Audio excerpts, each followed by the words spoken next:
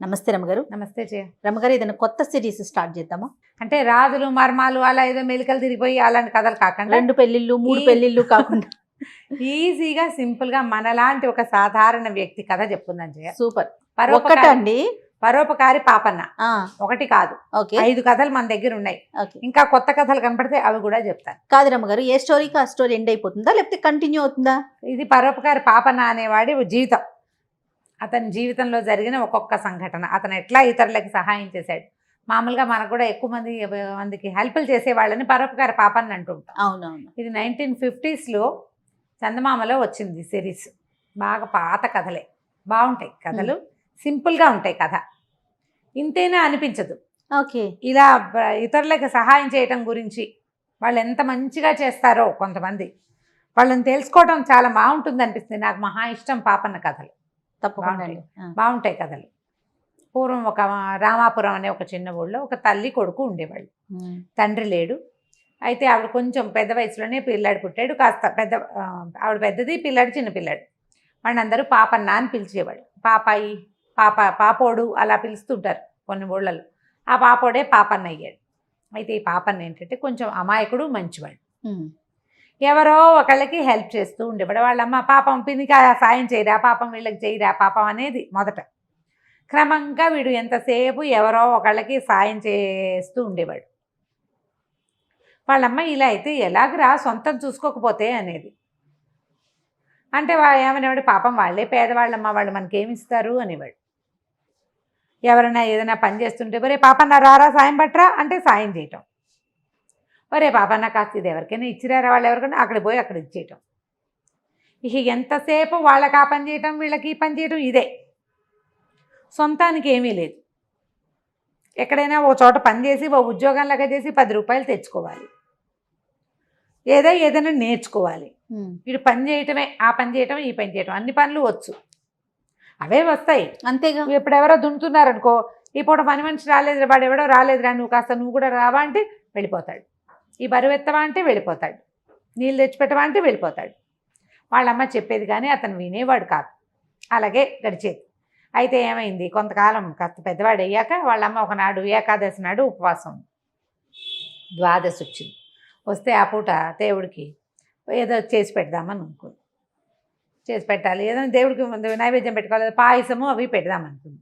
అయితే పాయసం పెట్టదలుచుకుంది కదా, అందుకని ఏమందంటే కొడుకుని బెల్లము, తర్వాత మినువులు, పప్పు బెల్లము, నెయ్యి తెమ్మని చెప్పింది. ఒక ఏదో చేతిలో పెట్టింది రూపాయి. సరే అది జేబులో పెట్టుకున్నాడు. వాటి కోసం బయలుదేరితే ఆ ఊళ్ళో ఒక రెడ్డి గారినాడు. ఆయన గుమ్మ మీద కూర్చుని ఉన్నాడు. ఒరే పాపన్న సమయానికి కనపడ్డావరా, మా పని మనిషి పనమ్మాయి పని చేస్తుంది రామి, అది రాలేదురా, ఇంకా చాలా ఆలస్యం అయిపోయింది, ఇంట్లో గొడవగా ఉంది, మేము కూడా ఎక్కడికో వెళ్ళాలి, కాస్త రామిని కేకేసుకురారా అన్నాడు. ఇతను పప్పు పాయసం మాట మర్చిపోయాడు, వదిలేశాడు. ఇంకా రామి వాళ్ళ ఇంటికి వెళ్ళాడు. రామి దగ్గరికి వెళ్తే ఆ రామి దానికి 2-3 ఆవులు ఏవో ఉన్నాయి, పాలు పిండి ఎవరికో పోస్తుంది. ఏమంది, ఇవాళ పొద్దున్నే ఆవు తన్నింది బాబు, అదేమిటో సెటిల్ అవ్వలేదు, దాన్ని సర్దేసరికి ఇంత సమయం పట్టేసింది, రెడ్డి గారు గోలెడుతున్నారు ఏమిటోను, సరే పాలు తీసాను, ఒక పని చేయవా, కాస్త ఈ పాలు తీసుకెళ్ళి నా వతన వాళ్ళకి ఇచ్చేవా బాబాబు అంది. అదెంత భాగ్యం, ఇస్తాలే అన్నాడు. బాగానే ఉందిగా, రెడ్డి గారి పని అయ్యింది, రామి వెళ్ళిపోతుంది, ఆయనకు తొందర కదా, పోనీ రామి పని అవుతుంది, పాలు మనం ఇచ్చిస్తే సరిపోతుంది. పాలు పుచ్చు బయలుదేరాడు.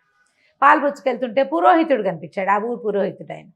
ఆయనేమో ఏదో పెద్ద బరువు మోసుకొస్తున్నాడు. అబ్బా పాపడా భలే కనపడ్డావురా సమయానికి, కాస్త ఈ బరువు మోసిపెట్టరా నాయన, కాస్త దీన్ని తీసుకెళ్ళట్టు కన్నం గారి ఇంటి వైపుకి పెట్టవా అనేసరికల్లా, అయ్యో దాందేముంది స్వామి, అదే అలాగేనని ఆ పాల వాళ్ళకి పాలు పోసేసి ఈ బస్తా ఎత్తుకున్నాడు. ఈయన దగ్గర నుంచి సంచులు ఏవో బరువులు ఉన్నాయి, దేవాలయానికి కావాల్సిన సామాన్లు. సరే అవన్నీ మోసుకుంటూ కరణం గారి వీధిలోకి వెళ్ళాడు ఆయనతో పాటు. తీరా అక్కడికి వెళ్ళేసరికల్లా కరణం గారు కనపడ్డారు. ఒరే వంట అయిపోవచ్చింది, కానీ బియ్యం కావాలి, బియ్యం కొట్లో చెప్పొచ్చాను, ఓసారి నాతో రా, ఇవాళ పనివాడు రాలేదు, బియ్యం బస్తా పట్టుకోద్దు కానీ అన్నాడు. బియ్యం బస్తా ఆయనతో పాటు వెళ్ళి బియ్యం బస్తా మోసుకొచ్చాడు. వంట అయిపోయింది వాళ్ళ ఇంట్లో. వాళ్ళు ఏమన్నారు, అన్నం తినేసి వెళ్ళాను. అట్లా అన్నాలు పెట్టేవాళ్ళు, వాళ్ళు ఏమీ ఇవ్వకపోవటం కాదు, శ్రమకి తగిన డబ్బు కాదు కానీ ఆ సమయానికి ఏదో ఇచ్చేవాళ్ళు. సరే వాళ్ళ ఇంట్లో అన్నం తిన్నాడు, పొట్ట నిండిపోయింది కదా. ఇలాగే వాళ్ళకి వీళ్ళకి సాయం చేసుకుంటూ 3 అయ్యేసరికి ఇల్లు చేరాడు. వాళ్ళ అమ్మంది, ఒరే పప్పు పాయసం పాలు నెయ్యి పప్పులు ఏవిరా అంది. ఈవిడ బెల్లము మినపప్పు నెయ్యి చెప్పింది. ఏవి అయ్యేసరికల్లా అమ్మ అయ్యో ఇలా రకరకాల పనులలో ఉండిపోయానంటే వాళ్ళ అమ్మ కేకలేసింది, వరే ఇందేం పిచ్చిరా, ఇంత పరోపకారమా, ఉండొచ్చు తను మాలిన ధర్మం చేస్తే ఎట్లా, నీ పని మానుకుని, నీకు పని లేదనుకో పోని, నేను చెప్పా కదా, అయినా సరే నువ్వు వెళ్ళిపోయావు చూడు అని కేకలేసింది. సరే ఆవిడకి విసుగు పుట్టింది, వీడిని ఎక్కడైనా పెట్టాలి, ఏం చేయాలని కరణం గారిని పురోహితుడిని ఆ ఊళ్ళో ఉన్నారు కదా పెద్దవాళ్ళని, పిల్లాడు దారి తప్పిపోతున్నాడండి, ఏదో పనులు చేసుకుంటూ తిరుగుతూ ఉంటాడు, చెరువుకి వెళ్తాడు చేటకెళ్తాడు, నేను ఏదో ఒకటి చెప్పండి వీడికి అనేసరికి ఆయన వాళ్ళు ఏమన్నారు, బాగా ఆలోచించి కోణంగిపురం అని ఒక ఊరుంది మనకు దగ్గర ఊరు, 2 ఊళ్ళ అవతల, అక్కడ ఒక మంచి గురువు గారు ఉన్నారు, ఆయన దగ్గరికి పంపిస్తే చదువుకుంటాడు, పిల్లాన్ని చదువుకుంటే వాడికి వచ్చే తెలివితేటలు వస్తాయి, అమాయకుడు ఇప్పుడు ఏ పని చెప్పినా చేసేస్తాడు. అబ్బాయి నాకు కుదరదండి ఇలాంటి సమాధానం చెప్పడానికి రాదు, అందుకని అక్కడ పంపమన్నారు. సరే ఈవిడేం చేసింది, అలాగేనని కాస్త వీడి సంచికించి సర్దింది. పాపన్న కూడా ఆసక్తే, చక్కగా వేరే ఊరు వెళ్ళొచ్చు, వేరే మనుషులు చూడొచ్చు అని ఒప్పుకున్నాడు. వెంబడి పెట్టు తీసుకెళ్ళి ఏం చేసింది, ఆ కోణంగిపురానికి వెళ్ళారు. ఆ గురువుగారి ఇంట్లో చూసేసరికల్లా గురువుగారు బాగానే ఉంది, అట్లాగేనమ్మా వదిలిపెట్టు చెప్తాలే చదువు అన్నాడు. ఒక్క పూట గడిచేసరికి ఆయనకు అర్థమైంది వీడికి మహాపనుల పిచ్చి, పైగా పరోపకారం పిచ్చి. పరోపకార పుణ్యాయ పాపాయ పరపీడనం అని ఒక శ్లోకం, అది వీడికి కంఠతా వచ్చు. పరోపకారం అవసరం కదండి అంటాడు, పరోపకారార్థం ఇదని శరీరం, ఇలాంటి ఒక 5-6 శ్లోకాలు బాగా గట్టిగా వల్లవేయించాడు ఆయన. అంతే పరోపకారార్థం ఫలంతి వృక్షాహ అని చెప్తారు, వృక్షాలు పరోపకారార్థమే ఫలిస్తే పండుతాయి, నదులు కూడా పరోపకారార్థమే, మేఘాలు కూడా పరోపకారార్థమే, పరోపకారార్థం ఇదని శరీరం, కాబట్టి పాపయ్య కూడా అంతే పరోపకారే అని చెప్పి ఆయన యథాశక్తి తన ఇంట్లో పనులన్నీ చేయించుకుని, అయ్యో ఒక 4 సంవత్సరాలు 5 సంవత్సరాలు ఉంచుకుని ఏదో 4 ముక్కలు చెప్పాననిపించి వచ్చాయి అనిపించుకున్నాడు. యథాశక్తి ఇతనికి రాని పని లేకుండా చేశాడు గురువుగారు. ఇంటి పనితో సహా అలవాటు సమస్తం, ఇక వాడికి ఈ పని వస్తుంది ఈ పని రాదు అని లేదు, శభాష్, సమస్తమైన పనులు నేర్పించేసరికల్లా సరే చదువు అయిపోయింది. గురువుగా అయ్యో పాప వెళ్ళిపోతున్నాడని దిగులు వచ్చింది గురువుగారికి. కానీ మరి ఏం చేస్తాడు, చదువు అయిపోయాక పంపేయద్దు, అవునుగా, ఆయన చెప్పదలుచుకున్న శాస్త్ర పాఠాలు 4 చెప్పేసి అయిపోయింది అబ్బాయి ఇంక ఇంటికి వెళ్ళిపోమన్నాడు. సరే పాప ఏం చేశాడు, అలాగేనని ఇంటికి వెళ్ళడానికి బయలుదేరాడు. ఈ ఇంటికి బయలుదేరుతుంటే ఏమైంది, వచ్చాడు దారిలోకి, కొంచెం దూరం ఉందిగా వీళ్ళింటికి వాళ్ళింటికి, అయితే ఈ చిట్టడవిలోకి ప్రవేశిస్తుంటే 2 రాజభటులు పరిగెడుతున్నారు, వాళ్ళకి ముందు బట్టలు చిరిగిపోయి ఒక కుర్రాడు పరిగెడుతున్నాడు, పట్టుకోండి అని అరుస్తున్నారు. అక్కడ ఎవరున్నారు పట్టుకోవడానికి, వాళ్ళిద్దరే పరిగెడుతున్నారు వాడు వెనకాల.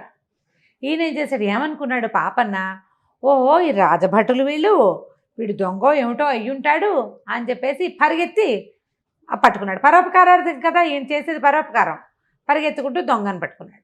ఓర్ని భలే పని చేసావురా, రారా మాతోట్రా, మా సైన్యాధికారికి చెప్పి నీకు బాగా బహుమతి ఇప్పిస్తాం మా అధికారికి చెప్పి అని చెప్పి పట్టేసుకున్నారు, నోట్లో గుడ్డలు గుక్కేశారు ఆ కుర్రాడికి, తీసుకెళ్తే వాళ్ళతో పాటు వెళ్ళాడు. సైన్యంలో ఉద్యోగం ఇప్పిస్తారు, ఏదైనా బహుమతి ఇస్తారు, ఉద్యోగం అవసరం కదా, అలాగని వెళ్ళాడు వాళ్ళ వెనకాల. ఊరు నుంచి వెళ్తున్నాడు, గురువుగారి దగ్గర నుంచి వెళ్తుంటే ఒక కుర్రాడు కనపడ్డాడు. కుర్రాడిని రాజభట్లు వెంబడి పడుతున్నారు, పట్టుకుని కట్టేశాక ఏమైంది, కొంచెం దూరం వాళ్ళు కట్టి వాడిని తీసుకెళ్ళారు ముందుకి. తీసుకెళ్ళిన తర్వాత ఒక బాగా అడవి లోపలికి తీసుకెళ్ళి ఆ కుర్రాడిని ఓ చెట్టు కట్టేశారు. మనకి సంకేత స్థానం ఇదే, ఇక్కడే ఉండాలి, అరే ఇక్కడ ఉండండి మీ ఇద్దరు అని చెప్పి పాపన్నకి ఏం చెప్పాడు, వాళ్ళిద్దరిలో ఒకడు, బాబు నువ్వు ఇక్కడే మా వాడికి సహాయం ఉండు, మా యజమాని వచ్చాక, మా సైన్యాధికారి వచ్చాక, అధికారి అంటాడు, యజమానుడు సైన్యాధికారి అంటాడు, అధికారి వచ్చాక నీకు బహుమతో ఉద్యోగమో ఏదైనా చేయిస్తాం, అందాక మా వాడికి తోడుండు నువ్వు అని చెప్పి కుర్రాన్ని కట్టేశారు. ఓ భట్టుడు ఇక్కడ ఉన్నాడు, ఇంకో భట్టుడు ఈ మాటలు చెప్పి వెళ్ళిపోయాడు. ఈ ఉన్న భట్టుడు ఏమన్నాడు, బాబు 2 రోజులైంది నిద్రపోయి, కళ్ళు మూతలు పడిపోతున్నాయి, ఎట్టగొట్ల ఇక్కడ దాకా వచ్చాను, 1 గంట నిద్రపోతా, ఈయన్ని చూడు కాస్త, ఈ కుర్రాన్ని కట్టేశాం కదా వీడిని చూస్తూ ఉండమన్నాడు. అనేసరికల్లా సరేనన్నాడు.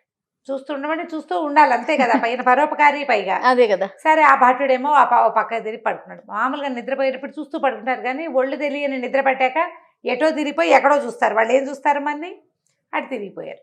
ఈ కుర్రాడు కట్టేసి ఉన్నాడు కదా, వాడు తీవా తీవా అని సైగ చేస్తున్నాడు, ఇక్కడ దాహం వేస్తుందని. అది దాహం వేస్తుంది. సరే నోట్లోంచి గుడ్డలాగాడు. ఏమిటన్నాడు, దాహం వేస్తుందంటే ఈయన పరోపకారి ఏం చేశాడు, ఆ పక్కన ఎక్కడో చెరువు ఉంది, అక్కడ దాకా వెళ్ళి తావరాకు చుట్టి కాస్త నీళ్ళు తీసుకుని తను తాగాడు. నీళ్లు పుచ్చుకొని వచ్చాడు.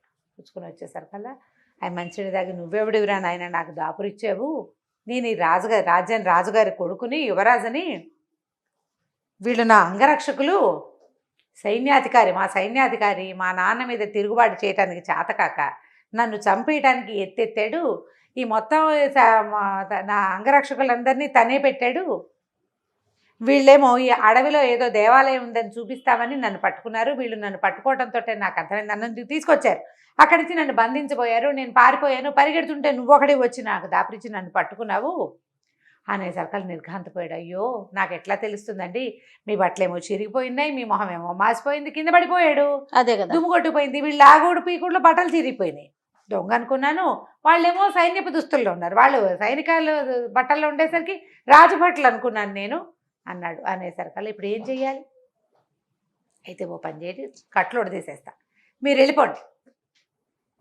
వెళ్ళిపోండి, నేను ఇక్కడ ఉంటానన్నాడు. ఆ కుర్రాడు అన్నాడు, అది కాదు నువ్వు ఇక్కడ ఉండిపోతే వీళ్ళని చంపేస్తారేమని. అబ్బాయి వాళ్ళు నన్ను ఏం చేయలేరండి, నాకు చాలా బలం ఉంది, చిన్నప్పటి నుంచి పని చేస్తున్నాను, నా సంగతి నేను చూసుకుంటా, రెడ్ హ్యాండెడ్గా పట్టుకుందాం వీళ్ళని, కాబట్టి మీరు వెళ్ళిపోయి సైన్యాన్ని తీసుకురండి, సైన్యాధికారి పెట్టిన వాళ్ళని ఎవరిని తేకూడదు, పాత వాళ్ళని తెచ్చుకోవాలి, తండ్రికి చెప్పి తేవాలి అని చెప్పి రాజకుమారుణ్ణి ఊడదీసేశాడు పాపన్న గారు. ఆ కుర్రాడేమో పరిగెత్తుకుంటూ వెళ్ళిపోయాడు. ఈ వెళ్ళేసరికల్లా ఏమైంది, ఈ పడుకుని ఉన్నాడుగా, పాపన్న ఏం చేశాడు, మళ్ళీ పోయి కాసిన మంచినీళ్ళు తెచ్చుకుని మంచినీళ్ళు తాగి మళ్ళీ ఓ తామరాకు పొట్లం చుట్టి నీళ్లు పట్టుకొచ్చి ఓ చోట గుర్తుగా అట్లా పెట్టాడు పడిపోకుండా. సరే కాసేపట్లో ఏమైంది, ఇంకా కాసేపు గడిచింది, ఆ సైనికాధికారి ముందెళ్ళాడే, సైన్యాధికారిని పిలుచుకొస్తానన్న సైనికుడు వాళ్ళిద్దరు వచ్చారు. వచ్చేసరికల్లా అటు ఇటు చూస్తే ఇటువడబోయ్ అన్నాడు, ఇతనేనండి నేను చెప్పిన వాడు అన్నాడు. కుర్రాడేడి లేడు, వీడినేమో పడుకుని నిద్రపోతున్నాడు, రెండో వాడు వాడు తను తన్నారు, లేపారు. ఏడ్రా కుర్రాడంటే నాకేం తెలుసు నేను పడుకున్నా అంటాడు. అనేసరికల్లా నాకు తెలియదండి, వీడు లేస్తున్నాడు లేవబోతాడేమో అని మంచినీళ్ళు తెద్దామని దాహం వేసి వెళ్ళాను అంతే, నాకైతే తెలీదు, వీడే పంపేశాడేమో అంటారు వాళ్ళిద్దరు. వాడిని పంపేసేవాడిని అయితే పట్టుకునేందుకు అప్పచెప్తా మీకు, నేనే కదా పట్టుకున్నా, అతను మీ చేతుల నుంచి తప్పించుకున్నాడు, బాగా 4 బారల దూరంలో పరిగెడుతుంటే నేను బలశాలిని ఒక లంఘించి కుర్రాన్ని పట్టుకున్నా, అతనే ఊడదీసేసుకుని ఉండుంటాడు. అప్పుడు ఏమైంది, సైన్యాధికారి రాగానే ఏమన్నాడంటే, అరే ఒక్క వేటికి తెగేసేయండి రా, కట్టేసిన వాడి తల చెరుకోమాన్యం ఇస్తానన్నాడు. వాడి తల తెగిపోవాలి, కట్టేసిన వాడి తల తెగిపోతే ఇద్దరికి చెరుకోమాన్యము ఇస్తాను అన్నాడు. తెగేయటానికి కుర్రాడే లేడు, వీళ్ళు బాధించుకున్నారు. బాధించుకునేసరికల్లా సరే వాడంటాడు, నేనైతే నిద్రపోయాను నాకు తెలీదు, ఇతనేమంటాడు, నాకు తెలీదు, కట్టేస్తున్నప్పుడు నేను ఇక్కడే ఉన్నా, మంచినీళ్ళు రావడానికి వెళ్ళాను, అంతలో ఏమైందో తెలీదు, అతను లేడు, ఇతను నిద్రపోతున్నాడు, వీడే విప్పేసి పడుకున్నాడేమో, నటిస్తున్నాడేమో, కావాలంటే మీరు మాట్లాడుకోండి అన్నాడు. ఇంత సైన్యాధికారి వచ్చిన మొదటి సైనికుడు వెళ్ళిన వాడు ఇద్దరు కలిసి వింటాను ఇక్కడ ఉన్నవాడిని, వీళ్ళలో వీళ్ళు కొట్లాడుకుంటున్నారు కానీ ఏమీ తెగలేదు. ఇతనేమన్నాడు, మీరు ఏదో బహుమానం ఇస్తామని నన్ను అట్ట పెట్టారు, నా బహుమతి నాకు ఇస్తే నేను వెళ్తానండి అంటాడు. అసలు వాడే లేకపోతే బహుమతి ఎందుకు బహుమతి ఇస్తామన్నారు, వాడిని పట్టుకున్నందుకు. నా సమయం వృధా కదండి, మరి ఇంతసేపు ఇక్కడ ఆపారు అనవసరంగా, ఎంతసేపు ఆగాను, ఒక పూటంతా పోయింది మీకిందే. రాజుగారి దగ్గరికి వెళ్తే కనీసం ఉద్యోగం అన్నా దొరికేది, మీరేదో ఉద్యోగం ఇస్తారు డబ్బిస్తారంటే 2 ఇవ్వలేదు. ఈ డిస్కషన్లో ఎంత టైం గడిచిపోయిందో, అటు ఇటు చూశారు, ఎక్కడా ఏమీ జాడలు లేవు. ఇంతలో ఏమైంది, 4 పక్కల నుంచి సైన్యం కమ్ముకొని పట్టేసుకున్నారు, వీళ్ళని పట్టేశారు. రాజకుమారుడు వచ్చి తీసుకొచ్చేసాడు సైన్యాన్ని. పట్టుకున్నాక రాజుగారి దగ్గరికి తీసుకెళ్ళారు. తీసుకెళ్ళాక ఏమైంది, ఇప్పుడు పాపన్న ఏం సాక్ష్యం చెప్తాడు, అక్కడ ఏం జరిగిందో చెప్పాలి. ముందో కుర్రాడు పరిగెత్తాడు, అతని వెనకాల 2 సైనికులు ఉన్నారు, అతను దొంగ అనుకుని పట్టుకున్నాను, తీరా కట్టేశాక తెలిసింది అతను రాజకుమారుడని. అయితే ఈ సైన్యాధికారి ఏమన్నాడు, కాదు ఎవరో కట్టేశారు, నేను విడుదల చేయడానికి, అబ్బాయి గారిని విడుదల చేయడానికి వచ్చానంటాడు. ఇప్పుడు పాపన్న సాక్ష్యం చెప్పాలి, కాదు సైన్యాధిపతి రాగానే కట్టేసిన వాడిని నరికేయండి, చెరుకోమాన్యం ఇస్తానని అన్నాడు. ఇప్పుడు సైన్యాధికారి కట్టేసింది, ఇద్దరు సైనికులు కట్టేశారు. వాళ్ళిద్దరికి శిక్ష ఇస్తే సరిపోతుంది, సైన్యాధికారి తప్పించుకోవచ్చు. అతని మీద ఎలిగేషన్ ఏం లేదు, అభియోగం లేదు కదా. అభియోగం ఏమిటి? నువ్వు కట్టేసిన వాడిని నరికేస్తే 2 మాన్యాలు ఎందుకు ఇస్తానన్నావు అంటే ఎవడో కట్టేసి ఉన్నాడని, కట్టేసిన వాడు ఫలానా అని నీకు తెలుసు అనమాట అని చిత్రవధ చేశారు అతను. మొత్తానికి అతను బయట పెట్టాడు. రాజకుమారుని సంహరించి ఇది కొట్టేయడానికే ఈ ఎత్తు వేశాను అని. సరే, రాజుగారు చాలా మెచ్చుకున్నాడు. చాలా మంచివాడిపోయి నువ్వు, వాళ్ళకి సహాయం చేసావు, మాకు సహాయం చేసావు. తొలిగా తప్పించుకున్నాడు అనుకో రాజకుమారుడు, మొదటిసారి తప్పించుకుంటే సైన్యాధిపతికైనా దొరికిపోయేవాడు. వాళ్ళు ఏ కత్తో విసిరిస్తే చచ్చేపోయేవాడు. నువ్వు పట్టుకోవటం మాకు మేలే జరిగిందని రాజు చాలా మెచ్చుకున్నాడు. తమ దగ్గర ఉంచుకున్నారు. ఉద్యోగం చేయమన్నారు. ఏదైనా ఉద్యోగం ఇస్తామంటే రాజుగారు అబ్బాయి పాపనే ఉన్నాడు, నేను చదువు అయ్యాక మా ఇంటికి వెళ్ళలేదండి, మా అమ్మని చూసొస్తా, అమ్మని చూసొస్తానంటే వీళ్ళు ఏమన్నారు, పల్లెటూరు వాడు, ఏదో చిన్న బతుకువాడని రాజుగారి అబ్బాయి 1000 మొహరీలు ఇచ్చాడు ఇతనికి. రాజుగారు రాజముద్ర ఉన్న సంచిలో పోసి ఆ సంచిని 1000 రూపాయలు, 1000 మొహరీలు అంటే అంతంత నాణేలు అవి ఇచ్చి చేతిలో పెట్టాడు. జాగ్రత్తగా వెళ్ళు, ఎవరైనా సహాయం ఇమ్మన్నావా అంటే నాకెందుకండి సహాయం, నా దగ్గర ఏముంది, వెయ్యేగా, అంతకైతే వాళ్ళకే ఇచ్చేస్తా అంతే, పర్వాలేదు నేను వెళ్తాను అన్నాడు. రాజకుమారుడు పదే పదే చెప్పాడు, నువ్వు వెళ్ళాక మీ అమ్మకి అప్పులు సప్పులు ఉంటే అవి తీర్చి మీ అమ్మని తీసుకుని రా, మా దగ్గరే ఉద్యోగం చేద్దు కానీ, నా దగ్గరే ఉందు కానీ అని పదే పదే చెప్పాడు. సరేనన్నాడు. సరే, ఆ మొహరీలు సంచి పుచ్చుకుని కొంచెం ఏదో 1-2 బట్టలు ఏమున్నాయి అతని దగ్గర, 2 పూటలు అక్కడే హాయిగా గడిపి తర్వాత ఊరు బయలుదేరాడు. వెళ్తున్నాడు. ఊరు వెళ్తుంటే ఏం కనపడింది, ఒక దూరంగా ఒక చెట్టు మీద, ఒక చెట్టు దగ్గర ఒకడెవడో తాడేసి కడుతున్నాడు. తాడు ఎందుకు వేస్తున్నారు అని ఆలోచించాడు. సాధారణంగా తాళ్ళు అవి ఎవరు కడతారు, ఉయ్యాలలు అవి కట్టుకుంటారు, ఏదైనా వస్తువులు వెళ్ళాడేస్తారు, ఉట్లు కడతారు. ఇది నట్టడవి, పిట్ట సంచారం లేదు. అయ్యో వీడెవడో ఊరు పోసుకుంటున్నాడు ఏమిటోనని పరిగెత్తుకుంటూ వెళ్ళాడు. ఆగాగు, చచ్చిపోవద్దు చచ్చిపోవద్దు, ఉండు ఉండు ఉండని పరిగెత్తేసరికల్లా తీరా ఒక దౌర్భాగ్యుడు ఎవడో అక్కడ ఊరి పోసుకుంటున్నాడు.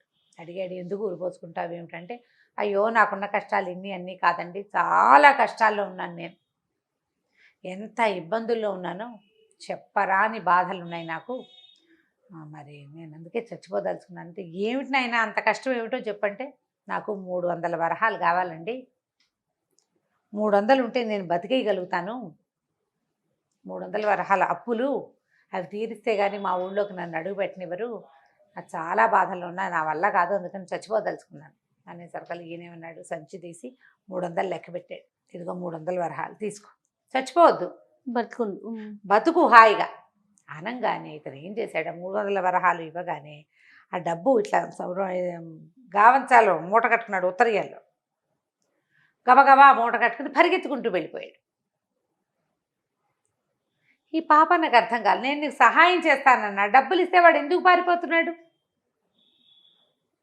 వాడు ఎందుకు పారిపోవాలి, అక్కడి నుంచి ఉండి మాట్లాడచ్చు కదా, దానికి అర్థం కాలే. సరే ఏమైటో లేని అటు ఇటు చూసేసరికి అలా చెట్టు కింద ఒక చిన్న మూట కనపడింది. అయ్యో వీడు ఎందుకు పరిగెత్తాడు, అసలు ఇతనికి ఇంకా ఏమీ పూర్వాపరాలు కనుక్కోలే, నీదే ఊరని, పెళ్ళయిందా అని, అదా ఇదా బాగా కనుక్కుని సహాయం చేస్తాడు. ఇతనికి అట్లా కాదు, అడగంగానే చేసేసే గుణం పాపం. చూస్తే చెట్టు కింద ఒక మూట, చిన్న మూటే, బట్టల మూట, అది ఊడ తీస్తే కొత్త బట్టలు ఉంటాయి. ఆ బట్టలు ఎలాంటివి, ఇప్పుడు చచ్చిపోతానన్న వాడు ఉన్నాడు చూసావా, వాడు వేసుకున్న బట్టలు లాంటిదే ఇంకో జత ఉంది అందులో. ఈ పాపని ఏమనుకున్నాడు, ఎప్పటి నుంచో ఈ పాత గుడ్డలతోటి ఉన్నాను అని చెప్పేసి ఆ గుడ్డలు విడిచి అక్కడ బారేసి ఆ సంచిలో ఆ మూటలో ఉన్న బట్టలు వేసుకున్నాడు. వేసుకుని ఈ 300 ఇచ్చేసి మీరు 700 ఉన్నాయి కదా, ఇవి పుచ్చుకుని ఊరి వైపు నడవటం మొదలుపెట్టాడు. నడుస్తుంటే ఏమైంది, ఇంతలో వెనక నుంచి ఎవరో రాళ్ళు పెట్టి కొట్టేశారు అతను. గట్టిగా తగిలేసినాయి దెబ్బలు. ఇప్పుడు దూరం నుంచి ఇంత రాయి వేసి కొట్టే భలే సర్రమని తగులుతుంది. ఆ కొట్టేసరికల్లా హదిరిపడ్డాడు. 2వ రాయి 3వ రాయి తగిలేసరికల్లా తలకాయ తిరిగిపోయి పడిపోయాడు. సరే, పడిపోవటం ఏమిటి, ఆ పక్కనే డబ్బుల మూట కూడా పడిపోయింది, అతని చేతిలో ఉంది, పక్కన 2 పెట్టుకున్నట్టు పడ్డాడుగా. ఆ వాడు పరిగెత్తుకుంటూ వచ్చి ఆ కొట్టిన వాడు ఆ మూట తీసుకుని పారిపోయాడు. ఇంతకీ ఆ మూటని దొంగిలించుకుని పారిపోయిన వాడు ఎవడో కాదు, ఇంతకుముందు ఇతనితో 300 సహాయం చేయబడిన వాడే. ఇతని దగ్గర డబ్బులు ఉన్నాయని తెలిసింది కదా, ఇంకా డబ్బులు ఉన్నాయని. వాడే ఆ డబ్బుల కోసమే వాడు అది తలకాయ పగలగొట్టేసి ఓడి దుర్మార్గుడు అక్కడి ఇచ్చి డబ్బులు పుచ్చుకుని పారిపోయాడు. ఇప్పుడు దీనికి పూర్వకథ ఏమైందంటే, ఎవడైతే కుర్రాడు సూసైడ్ చేసుకుంటున్నాడని డబ్బులు ఇచ్చేసాడు పాపన్న కదా, ఆ శ్యామన్న వాడి పేరు. ఆ శ్యామన్న ఏంటంటే వాడికి ఒక కథ ఉంది. వాడు ఏమిటి కొంచెం తొందరగానే పెళ్ళయింది, తండ్రి లేడు తల్లి వాడు. అయితే వీడికి ఏంటంటే కొంచెం చుట్టుపక్కల అప్పులైనాయి. పెళ్ళయింది కానీ పిల్లని కాపరానికి తెచ్చుకోలేదు. పాత రోజుల్లో అలా చేసేవాళ్ళు కదా. అత్తమావ ఎంతసేపు ఉత్తరాలు రాయించారు, కబుర్లు పంపిస్తుంటారు, పిల్లని కాపురాన్ని తీసుకెళ్ళండి అని. కానీ వీళ్ళు ఆ పని చేయలేదు. వాళ్ళ అమ్మ కూడా శత పోరుతుంది, కాపురాన్ని తెచ్చుకుందాం పిల్లని తెద్దానరా అని. వీడికి ఇక్కడ అప్పులున్నాయి. ఈ బాకీలు వాళ్ళు ఒత్తిడి తెచ్చేస్తున్నారు. వాడికి ఉన్న చిన్న ఇల్లు కూడా స్వాధీనపరచుకోవడానికి. వీడికి ఉన్న బాకీలు వాళ్ళ అమ్మకి తెలియదు. వాడు ఏదో ఆటకాయితనానికి చేసిన బాకీలు, ఆటలకి వాటికి వీటికి అక్కడికి ఇక్కడికి వెళ్ళడానికి బాకీలు చేశాడు. సంపాదన లేదు, బాకీలు ఎలా తీరుతాయి? అవును. దాంతో వాడు చాలా విసిగిపోయి ఉన్నాడు జీవితం మీద. కానీ వాళ్ళ అమ్మకి ఈ బాకీ సంగతి తెలియక వాడిని బలవంత పెట్టి అత్తారింటికి తోలింది. తీరా వీడేమనుకున్నాడు, వెళ్ళి అత్తారింటికి ఓ పూట నుండి వచ్చేద్దాం అనుకుంటే వాళ్ళు 2-3 రోజులు ఉంచి 2 బట్టలు కుట్టించి ఇచ్చి పెళ్ళాన్ని బలవంతంగా పంపేశారు అతనితోటి. తీసుకెళ్ళిపోవాల్సిందేనని. ఇక ఏమీ చేయలేక వాళ్ళు ఇచ్చిన బట్టల్లో ఓ జత కట్టుకుని మీ 2వ బట్టలో అతను చిన్న మూట చేత పుచ్చుకుని భార్యను వెంబడి పెట్టుకొచ్చాడు. వస్తుంటే దారిలో ఏమనిపించింది, ఈ పెళ్ళాన్ని ఇంటికి తీసుకెళ్తే రూపాయి సంపాదన లేదు, బాకీలు వాళ్ళు వచ్చి ఇంటి మీద పడితే పెళ్ళా ముందు పరువు పోతుంది, బాకీ తీర్చడానికి వేరే దారి లేదు. అందుకని అతను ఏమనుకున్నాడు, చచ్చిపోదాం అనుకున్నాడు. వాడు సూసైడ్ చేసేసుకోవాలి, ఊరేసుకుందాం అనుకున్నాడు. ఈ భార్య తను సాయంకాలం వేళే బయలుదేరి చీకటి పడే వేళకి ఈ చిట్టడవిలోకి చేరి ఓ చెట్టు కింద పడుకుని నిద్రపోయారు. పెళ్ళాం నిద్రపోతోంది. ఇతను ఏం చేశాడు, లేచి ఈ సూసైడ్ చేసుకోవడానికి వచ్చేసాడు. ఆ అమ్మాయి అక్కడెక్కడో ఉంది. వీడు బాగా ముందుకు నడిచి వచ్చాడు. అక్కడ మన పాపన్న అతను చూశాడు. ఈయన పరోపకారార్థం ఇతని శరీరం అంటాడు కదా, డబ్బిచ్చాడు. డబ్బిచ్చాక డబ్బులు పుచ్చుకున్నాక ఇతనికి ఏమనిపించింది, డబ్బులు ఇచ్చినట్టే ఇచ్చి తను ఉరి మానేయంగానే డబ్బులు లాక్కుంటాడేమోనని పరిగెత్తి పారిపోయాడు. పారిపోయిన తర్వాత వాడికి ఏం ఊహొచ్చింది, మనకి ఇంత డబ్బు ఇచ్చాడు, 300 వరహాలు ఇచ్చేసాడు, 300 పట్టుకెళ్ళాడు, తీసేసుకున్నాడు. అతని దగ్గర ఇంకా డబ్బులు ఉన్నాయి, లెక్క పెడుతున్నాడు కదా, లెక్క పెట్టి కదా 300 తీసి ఇచ్చాడు. కాబట్టి మిగిలిన డబ్బులు గనక కొట్టేస్తే జీవితం హాయిగా వెళ్ళిపోతుంది, వీడెవడో అమాయకుడిలాగా ఉన్నాడు అని అనుకుని ఏం చేశాడు, పారిపోయిన వాడు కొంచెం దూరంగా దాక్కుని ఈ పాపన్న గారు తన బట్టలు అక్కడ ఉన్నాయి, మూటలో ఉన్న కొత్త బట్టలు వేసుకుని నడుస్తున్నాడు కాదు, అతన్ని వెనకాల నుంచి పాపన్నని రాళ్ళు పెట్టి కొట్టేశాడు. కొట్టంగానే పడిపోయాడు. ఆ డబ్బులు పుచ్చుకుని పారిపోయాడు. వెళ్ళిపోయాడు శ్యామన్న. వెళ్ళిపోయి డబ్బులు లెక్క పెట్టుకున్నాడు. చూస్తే తన దగ్గర ఉన్నవి కాకుండా 700 మొత్తం కలిపి 1000 వరహాలు. ఆ సంచి రొంటిని పెట్టుకుని ఏమనిపించింది, జీవితం మీద వ్యామోహం వచ్చింది. చచ్చిపోక్కర్లేదు, అప్పులు తీరిపోతాయి, చక్కగా పెళ్ళానికి నగ నట్రా కొనుక్కుని ఓ ఇల్లు వాకిలి కొంచెం పెద్దగా కొనుక్కుని 4 చూసుకుని భార్యని తీసుకెళ్ళచ్చు కాపురానికి అనుకున్నాడు. కాకపోతే పెళ్ళాన్ని ఇక్కడ వదిలిపెట్టాడు. అడవిలో పడుకుంది కదా అమ్మాయి, ఏముంది అటు ఇటు చూసి ఇంటికి నడిచి వెళ్ళిపోతుంది. వాళ్ళ ఇంటి నుంచే కదా వచ్చాం, ఏమవుతుందిలే, ఇది ఇక్కడ ఏమైనా అయిపోతుందేమో, పులుస్తుందేమో, సింహం వస్తుందేమో, అలా భావించారేమో, అవన్నీ ఊహించకుండా పెళ్ళాం అత్తారింటికి తిరిగి వెళ్ళిపోతుంది అనుకుని అట్టించి అట్టే నడుచుకుంటూ పోయాడు. వాడు వెళ్ళిపోయి ఏం చేశాడు, ఆ పట్టణంలోకి ప్రవేశించాడు. ఇది ఏ పట్టణం, పాపన్న గారు రాజకుమారుణ్ణి కాపాడి అక్కడి నుంచి తిరిగి వస్తున్న పట్టణం. ఓహో, ఏ పట్టణం నుంచి అతను తిరిగి వచ్చాడో అదే పట్టణంకి వెళ్ళాడు. వెళ్ళి ఏం చేశాడు, నగలు బేరం ఆడడం కోసం బంగారపు కొట్టులోకి వెళ్ళాడు. బంగారపు కొట్టు అయినా చూస్తే వీడు సామాన్యంగా ఉన్నాడు, సింపుల్ బట్టలే, పల్లెటూరు వాడు కనపడుతోంది. కానీ వీడి దగ్గర ఉన్న సంచి మీద రాచముద్ర ఉంది. డబ్బుల సంచికి, రాజుగారు ఇచ్చిన డబ్బుల సంచికి ఒక ప్రత్యేకమైన ముద్రలు ఉంటాయి. ఆ ముద్ర చూసేసరికి డౌట్ వచ్చింది, వీడెవడికో ఎట్లా వస్తుంది ఈ సంచి, పైగా రాజుగారి సంచి అంటూ ఒకటి ఎవరింటికైనా వస్తే వాళ్ళు అందులో ఏమైనా బియ్యపిండి పోసి శనగపిండి పోసి ఎవరికి ఇవ్వరు, అది అర్థాత్పరంగా దాచుకుంటారు. దాంతో ఇతను ఏం చేశాడు, రక్షక భట్లకు కబురు చేశాడు, నా దగ్గరికి నగలు కొనడానికి వచ్చిన ఒకటి దగ్గర రాజముద్ర ఉన్నటువంటి డబ్బుల సంచి ఉంది అని. వాళ్ళు వచ్చి సైనికులు వీడిని పట్టుకున్నారు. పట్టుకోగానే ఈ సంచితో సహా తీసుకుపోయారు రాజుగారి దగ్గరికి. రాజుగారు పరిశీలించి చూశాడు, అది ఏమిటి, నిన్న సాయంత్రం మనం పాపన్నకి ఇచ్చిన సంచి, 1000 వరహాలు ఇచ్చాం, లెక్కెట్టారు, 1000 వరహాలు ఉన్నాయి. ఈ శ్యామన్నకి 1 రూపాయి ఖర్చు పెట్టే అవకాశం కూడా రాలా అందులో. తొలుత 300 తీసుకున్నాడు, తర్వాత మొత్తం సంచి లాక్కున్నాడు. ఏం చేసుకుంటాడు, రూపాయలు కొనాలి ఏదైనా, బంగారపు కొట్టుకు వెళ్ళాడు తొలిగా, అక్కడ దొరికిపోయాడు. లెక్క పెట్టంగానే రాజుగారు అడిగారు, ఈ సంచి నీ దగ్గరికి ఎక్కడ వచ్చిందంటే ముందు నాదేనన్నాడు. తర్వాత భటులను చూసి భయపడి, అబ్బే కాదండి ఎవరో ఒక ధర్మాత్ముడు దానం చేశాడు. దానం చేస్తే ఎట్లా దానం చేస్తాడు, సరే ఏ ఊరు నీది అంటే వీడు తన సొంత ఊరు పేరు చెప్పకుండా వేరే ఊరు చెప్పాడు. నీకు దానం చేసిన ఆయన నీకు ఎక్కడ దానం చేశాడు అంటే ఎక్కడ దానం చేశాడో చెప్పాలా, వేరే చోట పేరు చెప్పాడు. పాపన్న ఎక్కడికి వెళ్ళాడు, తన ఊరు వెళ్ళాడు. ఆ ఊరికి వెళ్ళే దారి రూట్లో ఏమేమి ఊళ్ళు వస్తాయి, ఆ ఊళ్ళల్లో వీడు చెప్పిన పేరు లేదు. ఇదేమో పాపన్నకి ఇచ్చిన సంచి. దాంతో వీడు అబద్ధాలన్నా చెప్తూ ఉండాలి. ఎవరో ధర్మాత్ముడు దానం చేస్తే 100 ఇస్తాడు, 50 ఇస్తాడు, 10 ఇస్తాడు, మొత్తం ఎందుకు 1000 వరహాలు ఇచ్చేస్తాడు.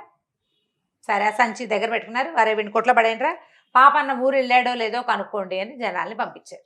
పాపన్న వాళ్ళ ఊరు అన్ని వివరాలు వీళ్ళ దగ్గర ఉన్నాయి, చెప్పాడు కదా వాళ్ళకి. సరే ఇంతలో ఏమైంది, ఈ కథ ఇలా వెళ్ళిపోయింది. ఈ అడవిలో పాపన్న పడిపోయాడు. ఈ పాపన్న దగ్గరికి ఎవరు వచ్చారు, ఎవరో ఒకళ్ళు రావాలి, మనుషులు చూడాలి కదా పడిపోయిన వాడిని. ఆ దారి పెద్దగా జనాలు తిరిగే దారి కాదు. కాకపోతే శ్యామన్న భార్య గదిలో అక్కడ పడుకుంది అడవిలో. ఆ అమ్మాయి నిద్ర లేచి చూసింది, మొగుడు అటు ఇటు ఎక్కడా కనపడలేదు. సరే ఏమనుకుంది, అయ్యో ఏమిటి ఏమైపోయింది అని అనుకుని వెనక్కి వెళ్తే పుట్టింటికి వెళ్ళిపోవచ్చు. ఆ పిల్ల ఇప్పటికి 5-6 సంవత్సరాలుగా అత్తారింటికి వెళ్ళిపోవాలని తహతహలాడిపోతాం. ఒకవేళ పొరపాటున తను ఏదో నడుచుకుంటూ వెళ్ళిపోయాడేమో, లేపైనా ఏటైనా వెళ్ళినా తన ఇంటికే కదా చేరతాడు. అందుకని అత్తారింటికే దారి వెతుకుతూ అయినా ఎవరో ఒకళ్ళని అడిగైనా, అన్ని ముందు అడవి దాటితే ఏదో ఊరు రాదు, ఊర్లో ఒక దారి అడిగి వెళ్ళొచ్చు. అందుకని ముందుకే దారి తీసి, ఈ ముందుకు తీసిన దారి ఎటు, ఎక్కడైతే శ్యామన్న పాపన్నని కొట్టిపడేశాడో అక్కడ. ఆమె దూరం నుంచి నడిచిస్తుంటే చూస్తే ఎవరో మనిషి బోర్లా పడి ఉన్నట్టు కనపడుతున్నాడు. ఆ బట్టలు అమ్మాయికి తెలుసు, భర్తకి కుట్టించారు నాన్న. 2 చొక్కాలు 2 ధోవతలు కొన్నాడు. గుర్తుపట్టింది చొక్కాలు. అమ్మో నామగుడే పడిపోయాడని పరిగెత్తుకుంటూ వచ్చింది. ఆ పిల్ల పెళ్ళి 8-9 సంవత్సరాలు అయింది. ఆ పెళ్ళికి దానికి ఒక 10 ఏళ్ళు లేదా 9 ఏళ్ళు. ఈ భర్తని అప్పుడు చూసిందే లేదు, పెళ్ళి అయింది అంతే. ఇవి వచ్చాక కూడా కాపురానికి పంపించేటప్పుడు వీళ్ళు అవి ఇవి చేశారు.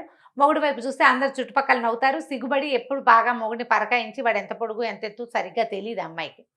బట్టలు తెలుసు, ఆ బట్టల్లోనే ఒకడిక్కడ పడిపోయి ఉన్నాడు. చూసి కంగారు పడింది. ఏం చేసింది, చేతిలో ఏవో అవి ఇవి ఉన్నాయి, బట్టలు తెచ్చుకుందిగా, చిన్న మూట ఉంది ఆ అమ్మాయికి.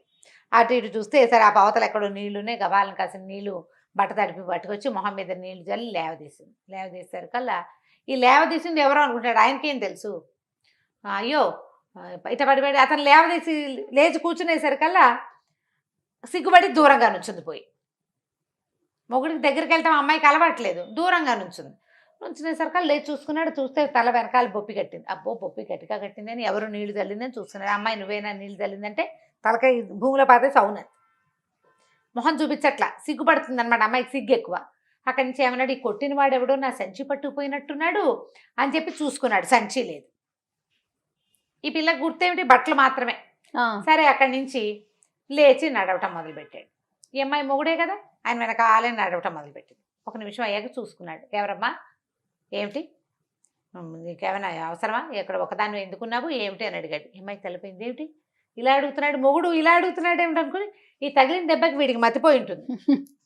ఈయనకి మతిపోయింది. తన నా భర్తకి వెనకాలే వెళ్తే ఎప్పటికో అప్పటికి రోగం కుదురుతుందిలే అని ఏం మాట్లాడలే. ఆయన మళ్ళీ నడుస్తున్నాం, వెనకాల నడిచేస్తుంటే ఇంకొంచెం ముందుకు వెళ్ళాక, అమ్మాయి చెప్పు నీకేమైనా సహాయం కావాలంటే చేస్తాను, పరోపకారార్థం ఏదో శరీరం అన్నాడు. అనేసరికల్లా అమ్మాయి ఏమంది, ఏడుపు మొహం పెట్టేసరికల్లా సరే మీకు ఎవరు లేరా అంటే లేరంది.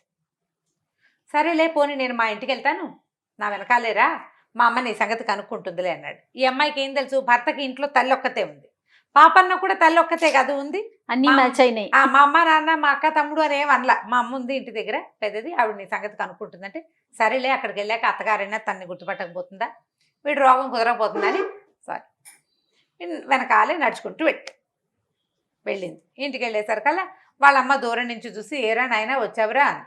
అనగానే వచ్చి సరే పక్కన పిల్లలు ఈ పిల్ల ఎవరా అంది. ఏమోనమ్మా నాకు తెలీదు, మరి అక్కడ కనపడింది అడవిలో, నేను ఏది అడిగినా సరిగ్గా సమాధానం చెప్పట్లేదు, సరే నువ్వు కనుక్కుంటావులే అని రమ్మన్నానమ్మా అన్నాడు. అన్నాక సరే తల్లి కాస్త గుమ్మం మీదే కూర్చోబెట్టింది. అమ్మాయికి మంచినీళ్ళు ఇచ్చింది, వాకిట్లో అరుగుంది, ఆ పిల్లకి మంచినీళ్ళు ఇచ్చింది, ఇతనికి మంచినీళ్ళు ఇచ్చింది, మజ్జిగ తెస్తానంది. ఏమిట్రా నాయన సంగతులు అంటే, గురువుగారు చదువు ఎంత బాగా చెప్పాడు వర్ణించాడు.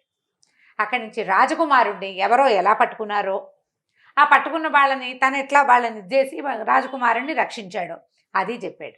తల్లి వింటోంది, పక్కనే స్తంభం పక్కన సిగ్గుగా నిలబడిన పెళ్లి కూతురు కూడా వింటోంది, ఈ అమ్మాయి కూడా. అక్కడి నుంచి ఏం చెప్పాడు, వాళ్ళు 1000 వరహాలు ఇచ్చారమ్మా. వచ్చే దారిలో ఒక దౌర్భాగ్యుడు ఎవడో పాపం సూసైడ్ చేసుకుంటూ కనపడ్డాడే, పాపం వాడికి 300 వరహాలు ఇచ్చాను.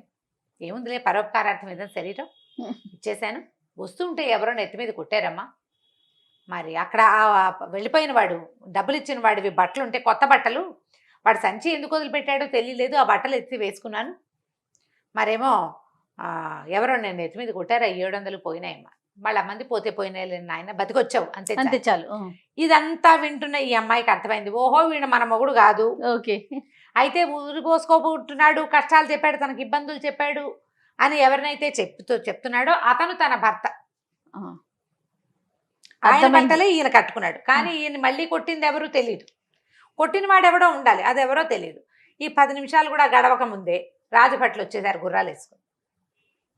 పాపన్న గారు ఇల్లు చేరాడంటే ఇల్లు చేయరాని, లక్షణంగా చేయరాని అనేసరికల్లా వాళ్ళు ఏమన్నారు, మీకు రాజుగారు ఇచ్చిన డబ్బుల మూట ఏది అని అడిగారు. అడిగితే లేదు, నేను ఎవరికో ఇచ్చాను, ఎవరో నన్ను కొట్టి మిగిలిన డబ్బులు పట్టుకుపోయారు అంటే, ఒకడు ఆ డబ్బుల మూటతోటి డబ్బులతోటి దొరికాడు. ఓహో, దొరికాడా?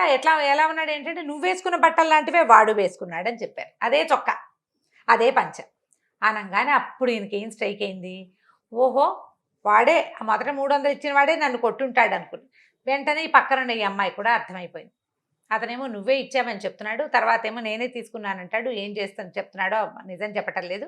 అందుకని రాజుగారు వాడిని ఖైదు చేయించారు, నేను తీసుకురమ్మన్నారు. అనగానే ఇతను అమ్మాయి పద్మ వచ్చి, ఆ పిల్ల పేరు పద్మ, వచ్చి కాళ్ళు పట్టుకుంది, అయ్యా నా భర్తను రక్షించండి, నన్ను కాపురాన్ని తీసుకెళ్ళమని మా అమ్మ నాన్న చాలా బలవంత పెట్టారు, అక్కడ ఏమి చెప్పలేక తీసుకొచ్చాడు, మీ పెళ్ళాన్ని నాతో కాపురానికి మా ఇల్లు వాకిలి సరిపెట్టడం కోసమే ఇంత పని చేస్తుంటాడు, రక్షించండి మమ్మల్ని అని కాళ్ళు పట్టుకునేసరికల్లా సరే అమ్మాయి ఇక్కడ ఉండు, నేను వీళ్ళతో వెళ్ళొస్తానని వెళ్ళేసరికల్లా అక్కడ ఒప్పుకున్నాడు, నేనే ఇచ్చాను, పోనీలేండి పాపం పెళ్ళాం కూడా ఉంది, వాళ్ళు బతకద్దు, వాడు ఏవో కష్టాల్లో ఉన్నాడు అని డబ్బులు ఇచ్చేయటానికి ఒప్పుకున్నాడు. రాజుగారు ఎక్కిరిచ్చారనమాట, నీకు ఇచ్చిన బహుమానం ఒకటి కొంత ఇచ్చావు, కొంత వాడు లాక్కున్నాడంటే పోనీలేండి తెలియక లాక్కున్నాడు. ఈ లోపల ఆ చామన్న కూడా కాళ్ళు పట్టుకున్నాడు, బాబు నన్ను క్షమించండి, ధనాశ పడ్డాను అనవసరంగా, మీరు ఇచ్చిన డబ్బులతో సంతోషపడి వెళ్ళిపోయినా సరిపోయేది, అనవసరంగా నేను ఇంత పని చేశాను, ఈ పని పొరపాటు చేశానని కాళ్ళు పట్టుకునేసరికల్లా సరే రాజుగారు నీ ఇష్టం అన్నారు, డబ్బులు ఇతనివి కదా మరి అంతేగా. ఇతను ఏం చెప్పాడంటే, బాబు నీ పెళ్ళాం నీ భార్య అమాయకురాలు, అమ్మాయి మొహం చూసి జాగ్రత్తగా ఉండు, డబ్బులు జాగ్రత్తగా ఏదైనా వ్యాపారం పెట్టుకో, కాస్త పొలం కొనుక్కుని బుద్ధిగా వ్యవసాయం చేసుకో, పిల్ల బుద్ధిమంతురాలు అని చెప్పి ఆ అమ్మాయిని వాడిని తన వెంట పెట్టుకుని తీసుకొచ్చి ఆ పిల్లని అతని చేతికి అప్పచెప్పి వాళ్ళ ఇంటికి పంపించేశాడు. ఆ 1000 నాణేలు వాళ్ళకే ఇచ్చేశాడు. ఊరంతా ప్రచారం అయింది వీడికి అమాయకుడు అని. మరి 1000 రూపాయలు ఎవరైనా ఇస్తారా? అదే కదా, కొట్టాడు కాబట్టి వాడికి శిక్ష పడాలనాలి. నేను దానం చేయదలుచుకుంది 300, మిగిలిన 700 నాకు ఇప్పించండి అనాలి. ఏమీ అనలా, పరోపకారార్థం ఇతని శరీరం అంటాడు. సరే వాళ్ళ అమ్మ ఏమనుకుంది, చదువు అయ్యి వచ్చాడు, ఏదో పని చేసుకుంటూ ఉంటాడు, రాజుగారు ఎట్లాగో ఉద్యోగం ఇస్తానన్నారు, అప్పుడప్పుడు వెళ్ళి రాజుగారు కనపడితే రాజుగారే సంబారాలు పంపిస్తాడు వీళ్ళింటికి. మరి రాజకుమారుడిని రక్షించాడు కదా, పిల్లాడికి పెళ్లి చేద్దామంటే ఆ ఊళ్ళో ఒక్కళ్ళు కూడా ఈయనకి పిల్లని ఇవ్వడానికి ఒప్పుకోలే. ఈ పాపన్నకి అమాయకుడు, ఒట్టి మట్టి బుర్ర, వీడితోటి కాపురం చాలా కష్టం. అందుకని ఎవరు పెళ్లి సంబంధం ఒప్పుకోవట్లేదు. వీళ్ళమ్మ ఏమనుకుందంటే, సరే ఇక పై ఊళ్ళ నుంచి ఎవరినైనా పిల్లని చూద్దామని పై ఊళ్ళో పెళ్లి ప్రయత్నం చేయటం మొదలుపెట్టింది. సరే పక్క ఊళ్ళల్లో ఒక పెళ్లి సంబంధం ఉందని, ఆ పిల్లకి ఎవరు లేరు, అనాథ. అయితే ఒక శ్రీమంతుడు ఆ పిల్లని చేరదీసి ఇంట్లో ఉంచుకున్నారు. ఆ పిల్ల వాళ్ళ ఇంట్లో పనంతా చేస్తూ ఉంటుంది. అయితే వాళ్ళు 100 వరహాలు ఇచ్చిన వాళ్ళకి పిల్లని ఇస్తామన్నారు. ఆ పిల్లని పెళ్లి చేసుకోవాలంటే ఆ శ్రీమంతుల ఇంటికి ఒక 100 వరహాలు ఇవ్వాలి. వాళ్ళు ఆ పిల్లని పోషించారు చిన్నప్పటి అని చెప్పి వచ్చింది ఒక సంబంధం. సరే వాళ్ళ అమ్మ ఏమనుకుంది, వరహాలకి ఏం కొదవ, మనకి ఇప్పుడు రాజుగారి ప్రాపకం లభించింది, సరే ఒప్పుకుంది. ఈవిడ వెళ్ళి పిల్లని చూసిందో చూడలేదో, సరే మొత్తానికి పెళ్ళిళ్ళ పేరై ద్వారా పెళ్లి సంబంధం కుదుర్చుకున్నారు. చుట్టుపక్కల వాళ్ళంతా ఓహో అన్నారు. పాపన్న కూడా సిద్ధపడ్డాడు పెళ్లికి. అయితే ఇతనికి పిల్లని చూసొద్దామని ఉంది, పిల్లని చూడాలంటే అడిగితే వీళ్ళంతా ఏమంటారో నవ్వుతారేమో అని కొంచెం సిగ్గుపడ్డాడు, మొహమాట పడ్డాడు, చిన్నవాడే కదా. అక్కడి నుంచి పురోహితుడిని కనుక్కున్నాడు. ఇతను ఏమన్నాడంటే, ఆ పిల్ల పొద్దున్నే పాలు తీస్తుంది, పొద్దుటి పూట వెళ్తే నీకు పిల్ల కనపడుతుంది. అక్కడ పాలు తీసేది ఆ పిల్లే. వాళ్ళ వాకిట్లోకి వెళ్ళి, వాళ్ళ గేట్లోకి వెళ్ళి, వాళ్ళతో పెరట్లోకి ప్రయాణం చేసావంటే ఏదో మామూలు మాట్లాడడానికి వెళ్ళినట్టు వెళ్ళు, పిల్లని చూసి రావచ్చు అన్నాడు. ఆయనకి ఎవరికి చెప్పొద్దని పెళ్లి కూతురికి నగలు కొనుక్కొస్తానమ్మా అని చెప్పాడు వాళ్ళ అమ్మకి. పెళ్ళి ఉన్నది పల్లెటూరు కాదు. సరే, వాళ్ళ అమ్మ కూడా సరేనంది. ఇతను ఏం చేశాడు, కాస్త డబ్బులు చిన్న మూట కట్టుకుని, చిన్న మూటలు కడితే అప్పట్లో ఇంత కూడా సంచులు ఉండేవి, డబ్బులు రొంటిని పెట్టుకున్నాడు. సరే, పొద్దున్నే ప్రయాణమై వెళ్ళాడు. వెళ్ళేసరికల్లా ఏమైంది, పెందరాళి వెళ్ళిపోయాడు బాగా. ఆ అమ్మాయిని తెల్లవారే చూడాలంటే పాలు తీసేది ఎప్పుడు పావు తక్కువ వరకు పాలు తీసేస్తారు. ఈయన 5 కాకుండా బయలుదేరాడు. నడిచి వెళ్ళాలి కదా. ఈ వెళ్ళే దారిలో ఏమింది, ఇంకా ఆ ఊరు సమీపిస్తుండగా ఒక అతను కింద పడి మూలుగుతున్నాడు. ఓ బండి ఉంది, ఆ బండి ఒక అమ్మాయి దిగి అతన్ని ఓదారుస్తుంది. వాళ్ళిద్దరూ వలవలా ఏడు చేస్తున్నారు. అమ్మాయి కళ్ళు తుడుచుకుంటుంది, అతను అమ్మో అయ్యో అని మూలుగుతున్నాడు. అయ్యో అయ్యో మీకేం కష్టం వచ్చిందంటే, పరోపకారార్థం ఇదం శరీరం అన్నారు మా గురుగారు, మీకు ఏమైనా సహాయం కావాలంటే చేస్తానన్నాడు. అనేసరికల్లా ఇతను ఏం చెప్పాడు, కాదండి మేము వేరే ఊరు ప్రయాణం అయ్యాం, ఎద్దులు లేవు, బండి నేనే లాగుతున్నాను, ఈమె బండిలో కూర్చోబెట్టుకున్నా, ఎదురు దెబ్బ తగిలిందండి, కాలు పచ్చడైపోయింది, నేనేం బండి దోసుకెళ్తాను, ఈ ఊళ్ళో ఉంటే మేము దొరికామంటే మమ్మల్ని చంపేస్తారండి, ఊరు దాటి వెళ్ళిపోవాలి అనేసరికల్లా ఇతను ఏమన్నాడు, దానిదేముంది, నువ్వు కూడా బండిలో కూర్చో, నేను లాగుతాను, నువ్వు ఎక్కడికి వెళ్ళాలంటే అక్కడికి నేను తీసుకెళ్తా అన్నాడు. అనేసరికల్లా సరే, ఎవరో ఒకళ్ళు సహాయం చేస్తామంటే ఒంటెద్దు బండి, దానికి ముందు భాగంలో దూరి పట్టుకుని లాగితే బండి ముందుకు కదులుతుంది. అవును. సరే, ఆ అమ్మాయిని ఎక్కమన్నాడు. ఈ పిల్ల ఇతన్ని కూడా ఎక్కించాడు. ఇద్దరు వయసులో ఉన్నట్టుగానే ఉన్నారు. ఆ అమ్మాయి కొంచెం చూపులకు బాగుంది, అబ్బాయి కూడా కుర్రాడు బాగానే ఉన్నాడు, ఈడు జోడుగా ఉన్నారు. సరే, బండి ఎక్కిన తర్వాత ఈ నడిచి తీసుకెళ్తున్నాడు, వాళ్ళిద్దరిని లాక్కెళ్తున్నాడు. అతను నడవలేడు కదా, కాలికి గట్టిగా దెబ్బ తగిలేసింది, నెత్తురు వస్తుంది. ఆ అమ్మాయి చీరచించి కూడా తడిపి కట్టేసింది కాలికి. ఆ కాలు చాపు కూర్చున్నాడు అతను. ఇతను మీరు దంపతులండి అని అడిగాడు పాపన్న. దంపతులు అవుదామనే బయలుదేరాం బాబు అన్నాడు. అదేమిటి దంపతులు అవ్వడానికి మీ ఇద్దరే బయలుదేరటం ఏమిటి అని అడిగేసరికల్లా ఏమన్నాడు, ఏం చెప్పాను బాబు, దీనికి అమ్మా నాన్న లేరు, మరి ఓ శ్రీమంతులు ఇంట్లో ఉంటుంది, నేనేమో వీళ్ళ పక్కింట్లోనే పని చేసుకుంటాను. సరే, దీనికి పెళ్లి సంబంధాలు వస్తున్నాయి, వాళ్ళు చూస్తున్నారు, ఆయనకి 100 వరహాలు ఇస్తే కానీ పిల్లనివ్వని అంటున్నాడు. నా దగ్గర 2 వరహాలు కూడా లేవు, మేమిద్దరం ఎప్పటి నుంచో కలిసి పని చేసుకుంటున్నాం, నేను పక్కింట్లో పని చేసేదాన్ని, అది వాళ్ళ దొడ్లో పని చేసేది, ఇద్దరం కలిసి చిన్నప్పటి నుంచి ప్రేమించుకున్నాం, ఆయన ఒప్పడు. ఈ లోపల ఎవరో పెళ్లి సంబంధం ఒకటి కుదిరిపోయింది. ఈ లోపల ఆ పక్క ఊళ్ళోంచి ఒక పెళ్లి సంబంధం వచ్చింది, వాళ్ళు 100 వరహాలు ఇవ్వడానికి ఒప్పుకున్నారు. ఆ పెళ్లి కొడుకు కొట్టి మట్టి బుర్రట. మరి ఏం చేస్తాము, అందుకని ఆ పెళ్లి వాళ్ళు వస్తారని మేమిద్దరం కలిసి పారిపోతున్నామండి, మా తాతగారి ఊరెళ్ళి అక్కడ పెళ్లి చేసుకుంటాము, పెళ్ళి అయిపోయాక వాళ్ళు ఏం చేస్తారు చెప్పండి అన్నాడు. అనగానే ఈయన బండి ఆపేసి ఉంచున్నాడు. అదేంటండి ఆపేశారు, ఎవరో ఒకళ్ళు వస్తారండి అన్నాడు. అక్కర్లేదు, మీరు పారిపోవాల్సిన అవసరమే లేదు, అసలు ఈ అమ్మాయిని తీసుకుని పారిపోవటమే తప్పు, ఆయనతో మాట్లాడాలి, వాళ్ళు ఒప్పుకోరండి. ఎందుకు ఒప్పుకోరు అంటాడు ఇతను. కాదండి, ఎవరో 100 వరహాలు ఇచ్చి పెళ్లి సంబంధం కుదుర్చుకున్నారంటే ఆ 100 వరహాలు ఇచ్చింది నేనే నాయన, నువ్వేం కంగారు పడకు, 100 వరహాలు పెళ్లి సంబంధం నేనే అని చెప్పి బండి తిప్పి వెనక్కి తీసుకెళ్ళేసరికి ఈ లోపల ఈ అమ్మాయి ఇంట్లో లేదని కనపడలేదు, పారిపోయింది, ఎక్కడికో వెళ్ళిపోయింది, ఏదో బట్టల మూటైనా పట్టుకెళ్తారు కదా, బట్టలు పట్టుకుపోయిందని తెలిసి ఆ శ్రీమంతుడు, ఆ పెద్దింటి ఆయన అటు ఇటు తిరుగుతున్నాడు కోపంగా. కొంప ముంచేసింది, ఇప్పుడు వాళ్ళు వస్తే నేనేం సమాధానంతో మాట పోయింది కదా. అవును. అక్కడి నుంచి వీళ్ళిద్దరిని తీసుకెళ్తే అవి చూడంగానే ఆయన గట్టిగా అరిచి కేకలేశాడు. ఈ పాపని అన్నాడు, ఎందుకండి కేకలేస్తారు, వాళ్ళిద్దరికి చిన్నప్పటి నుంచి ప్రేమట, హాయిగా పెళ్లి చేసుకొనివ్వండి, మీ కళ్ళ ముందే పడి ఉంటారు, వాడు పక్కిట్లో పని చేస్తున్నాడు, మీ ఇంట్లోనే చేయించుకోవచ్చు కదా హాయిగాను, చెప్పండి అన్నాడు. అనేసరికల్లా అంటే ఇప్పుడు ముందే ఏం చెప్పాడంటే, నీకు 100 వరహాలు కావాలి అంతే కదా, వరహాలు నా దగ్గర ఉండే నేను ఇస్తానన్నాడు, 100 వరహాలు నేను ఇస్తాను, పెళ్లి చేసుకో, పిల్లని ఆయనకి చెప్పకుండా తీసుకెళ్ళకూడదు, వాళ్ళు పెంచారు కాబట్టి అని వెనక్కి తెచ్చేసరికల్లా ఇతను అన్నాడు, ఆయన శ్రీమంతుడు, కాదండి పెళ్లి సంబంధం కుదర్చడానికి ఏముందండి, వాళ్ళు ఎవరికో ఒప్పుకున్నాను, నా మాట పోతుంది, ఈ ఊళ్ళో చాలా పేరున్న వాడిని నేను, వాళ్ళు 100 వరహాలు ఇచ్చినా అందులో సగం ఈ పిల్లకే ఇచ్చేవాడిని, నేను మాట ఇచ్చేసే అది బాగుండదంటే, మీరు మాట ఇచ్చింది మాకేనండి, నేనే పాపనని ఇందాక చెప్పలా ఇప్పుడు చెప్పాడనమాట. ఇందాక డబ్బు ఇస్తానని చెప్పి తీసుకొచ్చాడు. అదే ఆ పిల్ల వీడిని మట్టిబుర్ర అన్నారు కదా వాళ్ళిద్దరు, పెళ్లి కొడుకు పెళ్లి సంబంధం కుదిరింది, మట్టిబుర్ర అని చెప్పారు, కాళ్ళు పట్టుకున్నారు, మమ్మల్ని క్షమించండి అని. పాపన్న అన్నాడు, మీకు 100 వరహాలు కావాలి అంతే కదా ఈ పిల్ల పెళ్లికి, ఆ 100 వరహాలు ఇదిగోండి అని నేను తీసుకోండి అని శ్రీమంతుడికి చేతులు పెట్టాడు. డబ్బులు పుచ్చుకొచ్చాడు నగలు కొనటానికి. ఆయనకి చేతులు ఆళ్ళ. వీడికి ఒప్పుకొని ఇంకోటికి ఇచ్చి పెళ్లి చేస్తూ 100 వరహాలు ఇతని దగ్గర తీసుకోవటం ఏమిటి అనిపించింది. తప్పనిపించింది. ఇతను ఒప్పుకోలేదు, పాపయ్య ఒప్పుకోవాలి. కాదండి, ఒక 100 వరహాలతోటి ఒకళ్ళు జంట ఎందుకు విడిపోవాలి, శాశ్వతంగా అది వేరైపోతారు కదా, పర్వాలేదంటే ఆయన ఏం చేశాడు, ఆ 100 వరహాలు ఎత్తి ఆ పనిమ్మాయి చేతిలో పెట్టాడు. ఆ లక్ష్మి చేతిలో, ఆ పిల్ల పేరు లక్ష్మి, తన చేతిలో పెట్టాడు. మీ ఇద్దరు హాయిగా మీ జీవితం మీరు గడపండి అని చెప్తే ఆ శ్రీమంతుడు ఆశ్చర్యపోయాడు. ఇదేం పరోపకారం నాయన, ఎక్కడా లేని విడ్డూరం అని ఆశ్చర్యపోయాడు. కానీ వాళ్ళకి పెళ్లి చేసేయండి అంతేనన్నాడు. అంతేనా, నాకు ఇంకేముంది, సరేని అనుకుని వాళ్ళేమో లక్ష్మిని ఆ పక్కనింటి కుర్రాడు ఇద్దరు పెళ్లి చేసుకున్నారు. పాపన్నేమో ఇంటికి వచ్చేసాడు. వాళ్ళ అమ్మ లబో దిబోమని మొత్తుకుంది. ఇదేమిట్రా నాయన పెళ్లి చేసుకోమంటే, ఇవో డబ్బుకు డబ్బు పోయే, పిల్లకి పిల్ల పోయే, వాళ్ళకి పెళ్లి చేసి వచ్చావు ఎట్లాగరా నువ్వు అంటే, పోనీ అమ్మా పరోపకారం కంటే ఎక్కువ ఏమిటి అంటాడు. పాపం ఒక 100 తోటి వాళ్ళ జీవితం పాడైపోవాలా? అదే కదా, 100 వరహాలు ఎంతలో సంపాదిస్తాం, కూలీనాలు చేసుకుని రోజుకో రూపాయి కూడబెట్టినా కొన్నాళ్ళకి 100 అవుతుంది. పాపం వద్దు నాకు అలాంటి పెళ్ళి అన్నాడు. కానీ ఊళ్ళో అయిన ప్రచారం వల్ల ఇతనికి పెళ్లి సంబంధాలే రాలేదు, పెళ్ళిళ్ళు లేవు, పెళ్ళి లేదు. ఏ సంబంధం అడిగినా వీడికి మేము ఇవ్వం, వీడు తెలివి తక్కువ పెద్దమ్మ. ఇందులో ఇతని మంచితనం ఎంత ఎక్కువ ఉందో ప్రజలకి తెలివి తక్కువతనంగా అర్థమవుతుంది. అది వీడు మందబుద్ధి, తెలివి తక్కువ వాడు, అవతల వాళ్ళంతా వీడిని ఎక్స్ప్లాయిట్ చేస్తున్నారు అనిపిస్తుంది కదా. దాంతో ఇక వాళ్ళ అమ్మ ఏమంది, ఇక నీ పెళ్ళి వదిరా నాయన, నాకు ఆశ పోయింది అంట మొదలెట్టి.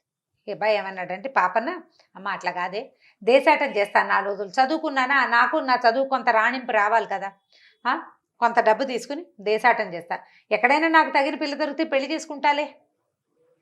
ఈ చుట్టుపక్కల ఊళ్ళలో ప్రచారం అయింది. ఈ ఊర్లు దాటి బయటకు వెళ్తే ఎవరో ఒకరు దొరుకుతారు. రూపసీతను కొంచెం చూడడానికి బాగానే ఉంటాడు, దృఢమైన వాడు బాగా, అందుకని ఎక్కడో చోటు చేసుకుంటానులేమ్మా అన్నాడు. అనేసరికి వాళ్ళమ్మ వదిలిపెట్టేసింది. సరే వెళ్ళరా నాయన.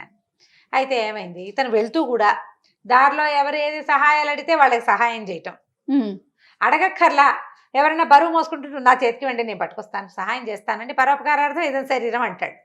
అది ఆ బ్యాగ్ బుచ్చుకు వెళ్తాడు. అట్లా వెళ్తూ తిరుగుతూ ఉన్నాడు. వెళ్తూ ఉంటే ఒక దేవస్థానం దగ్గర ఒక పెద్ద సంత జరుగుతుంది. ఆ సంతలో బాగా తిరిగాడు, అటు ఇటు తిరిగాడు, ఏవో తినుబండారాలు ఏవో కొనుక్కున్నాడు, ప్రయాణంలోకి ఉంటాయని. అయితే ఏమైంది, ఓ కొట్టు దగ్గర కాస్త చెరుకు రసం బండి ఏదో ఉంటే చెరుకు రసం తాగుతూ కూర్చున్నాడు. ఒక ముసలాయన చాలా బరువైన సంచిని మోయలేక మోస్తున్నాడు. మోస్తుంటే ఏమన్నాడు, అయ్యా ఇంత పెద్దవారు ఎందుకంటే ఈ సంచులు మోస్తున్నారు, ఎవరో మగపిల్లలు లేరు మీ ఇంట్లో అన్నాడు. ఎక్కడైనా మగపిల్లలు, ఎప్పుడో మా కొడుకు పోయాడు, నాకున్నదల్లా ఒక కోడలు మనవరాలు, ఆడాళ్ళు ఏమొస్తారని నేనే సామాన్లకి సంతలకి వాటికి వస్తాను, బళ్ళు గిళ్ళు ఏమి లేవు నాయన, ఏదో ఇల్లు వాకిలి ఉన్నాయి కానీ అన్నాడు. అనగానే అబ్బాయి ఇతను ఏమన్నాడు, పాపన్న ఆ సంచి నాకు ఇవ్వండి, మీ ఇంటి దాకా తెచ్చి పెడతాను అని చెప్పేసి, ఇతను మంచి బలశాలి కదా, ఆ మూట ఎత్తి భుజానేసుకున్నాడు. ఆయన సరే కొంచెం కుర్రాడు బాగున్నాడు, ఏదో మాట మంతి ఆడుతూ ఇంటి దాకా తీసుకుపోయాడు. సరే కొంచెం చీకటి పడ్డ కాస్త వెలుగుండగానే ఇంటికి వెళ్ళారు. సరే లోపల నుంచి మంచినీళ్ళు తీసుకొచ్చారు, ఇచ్చారు. సరే వేరే ఊరు వెళ్ళాలి, ఇంకో ఊరు వెళ్ళాలి, అక్కడి నుంచి ప్రయాణం చేయాలి కదా, కొత్త ఊళ్ళు చూడాలి అతను. అనేసరికల్లా ఆయన ఏమన్నాడు, బాబు ఈ రాత్రికి ఉండి అన్నం తిని పడుకోబోయి రేపు పొద్దునే వెళ్తూ కానీ, అక్కడేం వలసిన పని లేకపోతే అక్కడేం పని పాట ఏముంది, తిరగడానికే కదా, దేశాటనే కదా చేయబోతోంది, ఇక్కడే అన్నం తిని పడుకోమన్నాడు. పడుకోమనేసరికల్లా సరే ఇతను ఏం చేశాడు, వాళ్ళ ఇంట్లో అన్నం తిన్నాడు, వాకిట్లో అరుగు మీద పై పంచ పరుచుకొని పడుకున్నాడు. అప్పటి రోజుల్లో లైఫ్స్ ఇంత సింపుల్గా ఉండేవి. అయితే ఒక అర్ధరాత్రి వేళ ఒక 3 గంటలు అవుతుంది, తెల్లవారి 3ంటికి ఏమిటో ఏడుపులు వినపడినాయి ఇతనికి. ఎవరో ఏడుస్తున్నారు, ఏమిటో మాట్లాడుకుంటున్నారు రణగొండ ధ్వనిగా. లేచి వెళ్ళి చూస్తే ఎక్కడ ఇది, వాకిట్లు కొంచెం నడవ వాకిల్లాగా ఉంది, ఓ ఇల్లు, ఇంటికి అరుగుంది, వెనకాల పెరట్లోంచి మాటలు వినపడుతున్నాయి. అర్ధరాత్రి 3ంటికి పెరట్లో ఏం మాటలు వినపడాలి. ఈయన వెనక్కి వెళ్ళాడు. ఒక పెద్ద నడివయసు ఆవిడ, ఓ పిల్ల, ఇద్దరు ఏదో మాట్లాడుకుంటున్నారు, నూతులోకి దిగాలని చూస్తున్నారు వాళ్ళు ఇద్దరు. నువ్వు వద్దు నేను దిగుతా, లేదా మేమిద్దరం కలిసి దిగుదామని. ఈయనకు అర్థం కాల, ఈ పాపయ్యకి అర్థం కాక, అమ్మ ఏం పడిపోయింది, కావాలంటే నేను దిగుతా, మీరిద్దరు దిగబాకండి అన్నమాట. అనేసరికి ఇద్దరు లబో దిగోమని ఏడ్చారు. మేము దిగట్లేదు బాబు, దూకుతున్నాము, దూకాలి, మా పరిస్థితి బాగుండలేదు, మేమేం చేస్తాము అనేసరికి ఈ లోపల ఈ పాపన్న పెద్ద గొంతుతోటి మాట్లాడతాడు. లోపల ముసలాయనకి వినపడింది. ఆయన లేచి పరిగెత్తుకుంటూ బయటకు వచ్చి చూశాడు. ఇదేమిటి అమ్మ ఇట్లా చేస్తా అంటే, ఇంకేం చేయను తాతయ్య, చచ్చిపోవడం కంటే ఇంకొక చిత్రం ఉందా నాకు అని ఆ పిల్ల ఏడవటం మొదలుపెట్టి, ఏమిటి వాళ్ళకు వచ్చిన కష్టం, ఏమిటి కష్టం అని అడిగేసరికల్లా ముసలాయన అన్నాడు, ఏం చేయను ఆయన, నాకు ఒకడే కొడుకు, ఒక కోడలు, ఒక మనవరాలు, ఈ పిల్ల పుట్టిన 4-5 ఏళ్ళకి మా అబ్బాయి పాము గారు చచ్చిపోయాడు, ఈ కోడల్ని పిల్లని సాక్కొస్తున్నాయి. పిల్లకి 16 పెళ్ళిడు వచ్చింది, 16-17 ఏళ్ల పిల్ల. పిల్ల 10వ ఏట వ్యక్తురాలు అవుతుంది. ఇంకా జాతకం చూపిద్దామని జాతకం చూపిస్తే మా పిల్ల నష్టజాతకురాలని, దానికి పెళ్ళవంగానే భర్త చనిపోతాడు, విధవ యోగం ఉందని, వైధవ్యం ఉంది అని జాతకంలో చెప్పారు. ఏ పెళ్లి సంబంధం వాడొచ్చినా అది కనపడుతోంది. మా ఊరు పురోహితుడు ఆ మాట ప్రచారంలోకి వచ్చేసింది. పురోహితుడు చెప్పేశాడు. దాంతో పెళ్లి సంబంధాలు లేవు. సరే పెళ్లి చేస్తే వైధవ్యం వస్తుంది కాబట్టి ఎందుకు వచ్చిందిలే అని ఆ పెళ్లి సరే ఏనాటికైతే ఆనాటికి వస్తుంది, మనంతట మనం ప్రయత్నం చేద్దని పిల్ల వ్యక్తురాలు అయింది. ఇంకా ఇంట్లోనే ఉంచుకున్నాం. అయితే ఈ రాజుగారు ఒక ఇది వేయించారు, టముకు.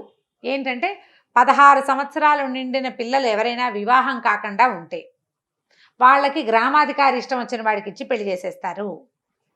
16 ఏళ్లకి పిల్లకి పెళ్లిళ్ళు చేసేసేయాలని రాజుగారు ఒక ఆజ్ఞ జారీ చేశారు.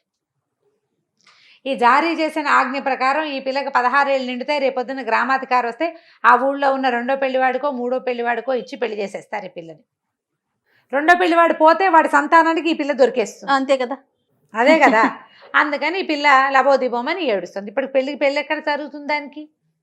అందుకని ఏడుస్తున్నావు. పిల్ల ఏమో దూకులో దూకుతామని వస్తే తల్లి వెనకాలే పరిగెత్తుకొచ్చి నేను కూడా దూకుతానంటుంది. అది విషయం. వాళ్ళు తెలియక ఈయనేమో ఏదో పడిపోయిందని నేను దిగి తీస్తానమ్మా అంటున్నాడు అనమాట. సరే ఇది వినేసరికల్లా ఏ పాపని అన్నాడు, దాందే ఉందండి, మీలో పెళ్ళైపోయిందని చెప్పండి అన్నాడు. ఎట్లా చెప్తాం పెళ్ళైపోయిందని అనేసరికల్లా ఈ ఆయన ఏమన్నాడు ముసలాయన, అయ్యో అది కాదు నాయన, గ్రామాధికారి ఒకడే రాడు, పురోహితుడిని వెంబడి పెట్టుకొస్తాడు, ఈ పిల్లకి పెళ్లి కాలేదని చెప్తాడు ఆయన,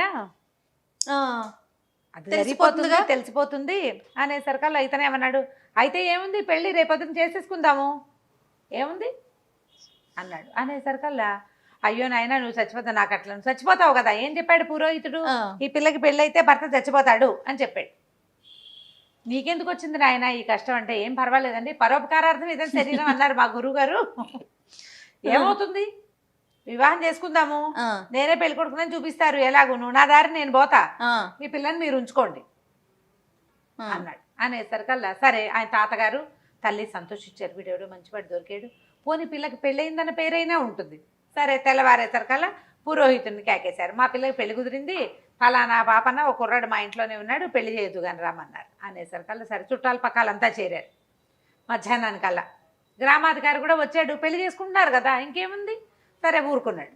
సరే చుట్టుపక్కల ఊళ్ళో ఉన్న వాళ్ళంతా వచ్చారు, గబగబా పందిరేశారు. అప్పుడున్న కంసాలి గబగబా నా దగ్గర చేసిన సూత్రాలు ఉన్నాయి పట్టుకొస్తానన్నాడు. నేచర్ల పద్మశాలీలు ఉంటారు, వాళ్ళు 2 పట్టు చీరలు పట్టుకొచ్చి ఇచ్చారు, అన్నీ అమిరిపోయినాయి. మధ్యాహ్నానికి పెళ్ళి అయితే ఏమైంది, పురోహితుడికి ఏం భయపట్టుకుంది, ఈ కుర్రాడెవడో పెళ్లి కొప్పుకున్నాడు, వీడు ఏమీ కాకుండా చూడడానికేమో పిడిరాయల్లే ఉన్నాడు, గుండుపిక్కలే, రేపొద్దున వీడికి ఏమీ కాకపోతే నా జ్యోతిష్యం ఊళ్ళో ఎవరైనా నమ్ముతారా? ఎవ్వరూ నమ్మరు. సో తను చెప్పింది నిజం అవ్వాలని ఏం చేశాడు ఆయన, ఓ నీళ్లలో ఏదో పదార్థం కలిపి పట్టుకొచ్చాడు. వివాహం సంపన్నమైంది, చక్కగా పెళ్లి చేసేశారు. అందరూ చూశారు, చక్కగా ఉన్నాడు పిల్లడు అని, బాగున్నాడు అనుకుంటే ఈయన అన్నాడు, నాయన ఈ నీళ్ళన్నీ తాగేసేయి అని తీర్థం ఇచ్చాడు. గంగాజలం అని చెప్పి ఇచ్చేసరికి ఈ పాపాన్ని ఏం చేశాడు, తాగేసాడు. పెళ్ళి అయిపోయింది, తలంబ్రాలు పోస్తున్నారు, ఇంకా ఏమిటో హోమం ఏమో అవన్నీ ఉంటాయి కదా, ఉన్నట్టుండి ఈ పాపాన్ని విరుచు పడిపోయేసరికి లబో దిబోమని ఏడ్చారు. ఈ పురోహితుడు అన్నాడు, నేను ముందే చెప్పాను కదా, ఇది నేను చెప్పాను మీరు వినలేదు, పిల్లలు పెళ్లి చేశారు, ఇదిగో పడిపోయింది. అయ్యో ఊళ్ళో వాళ్ళంతా అయ్యో వీడెవడో ఎక్కడి నుంచో వచ్చాడు, శుభ్రంగా ఉన్నాడు కుర్రాడు, పాపం లబలబలాడిపోయారు. ఆ పిల్ల ఏడుపు, పెళ్లి కూతురు ఏదో చక్కగా మంచి మొగుడు దొరికాడు అనుకుంటే ఇలా అయ్యింది. తాత ఏడుస్తున్నాడు, అమ్మ ఏడుస్తున్నాడు, అందరూ ఏడ్చారు తలా ఒక పక్కన. గ్రామాధికారి వచ్చి వివాహం అవ్వగానే పెండి కుమారుడు మరణించాడని రాసుకున్నాడు. మరణించేశాడు, పడిపోయాడు. పడిపోతే చచ్చిపోవడమే. ఇంకప్పుడు డాక్టర్ల ఇలా చూద్దామా, ఇక్కడ చేయబెట్టి చూస్తాం, అవన్నీ వాళ్ళకి తెలుసా చచ్చా. పురోహితుడు ఒక మాదిరిగా ఆయుర్వేదం వైద్యం చేసి ఆయన పోయాడు పిల్లాడు అన్నాడు. అంతే సంగతులు. అందరూ ఏడ్చారు. 1 గంట గడిచింది. వీడికి ఎట్లా వీళ్ళు పుట్టి వాళ్ళకి కబుర్లు చేయాలో వీళ్ళకి తెలియలే. పైగా వెంటనే సినిమాలలాగా ఇలా పడిపోగానే ఇలా తీసుకుపోరు కదా. నలుగురు ఏడ్చి వారా వీరా ఈ కుర్రాడు ఎక్కడి నుంచి వచ్చాడు, ఏ ఊరు నుంచి వచ్చాడు కనుక్కోవాలి అని మాట్లాడుకునే లోపల ఒక పెద్దగా ఒక కేక పెట్టి లేచి కూర్చున్నాడు. ఈ పాప లేచి కూర్చున్న సార్ అందరు నిర్ఘాంతపోయారు. ఏమిటి ఎట్లా పడిపోయాడు, ఎందుకు లేచి కూర్చున్నాడు అని. ఇతను ఏమన్నాడు, ఏమిటో మంచినీళ్ళు ఇచ్చారు పురోహితుడు, తాగిన తర్వాతే నాకు కొంచెం తిక్కగా అనిపించింది, నేను నా తల తిరిగి పడిపోయాను అన్నాడు. అనేసరికల్లా జనాలంతా చేరారు. ఏమిచ్చావు చెప్పు నువ్వని. ఈ పురోహితుడు వెంటనే తిరుక్కున్నాడు. వీడు దగ్గర వీడు గట్టి పిండాం, బలశాలి, విషం కల్పించినా వాడు చచ్చిపోలేదు. స్పృహ తప్పిపోతే తీసుకెళ్ళి తగలేస్తే అయిపోయేది. వీడు స్పృహ తప్పినా కాసేపట్లో తేరుకున్నాడు. 2 గంటల్లో లేచి కూర్చున్నాడు. వాడు చాలా కాలం గురువు దగ్గర ఉన్నాడా, అన్ని ఆకులు అలమలు అన్ని తిని గట్టిగా తయారయ్యాడు అతను. పురోహితుడు వెంటనే తేరుకుని నేనే కల్పించాను ఈ పిల్లాడికి అన్నాడు. ఎందుకుట, ఇప్పుడు అమ్మాయి జాతకంలో దోషం ఉంది, భర్త మరణించాలి. పిల్లాడి జాతకం నేను గుణించా వాడు చెప్పిన ప్రకారం. వీడికి దీర్ఘాయుష్యు. అందుకని వీడి మీద నుంచి ఈ నింద పోవటం కోసం, అంటే ఏమనాలి దాన్ని, కీడు తొలగిపోవటానికి కాసేపు పిల్లాడు చచ్చిపోయాడు అనుకుని మీరంతా ఏడ్చారనుకో అయిపోతుంది. అందుకని ఈ పని చేశాను అన్నాడు. అనేసరికి జనాలు నమ్మారు. మరి పురోహితుడు ఏ చెప్పినా నమ్మేసే రోజులు పాపం అవి. ఎవరు చెప్పినా పురోహితుడు అనకూడదు. ఎవరు చెప్పినా పురోహితుడు ఏమనుకున్నాడంటే కనీసం ఇలా మాట తప్పించుకునైనా తన మాట నిలబెట్టుకోగలడు, లేకపోతే ఆ ఊళ్ళో ఎవరో అతని మాట నమ్మరు రేపొద్దున. అవునవును, ఆ ఇబ్బంది ఉంది కదా.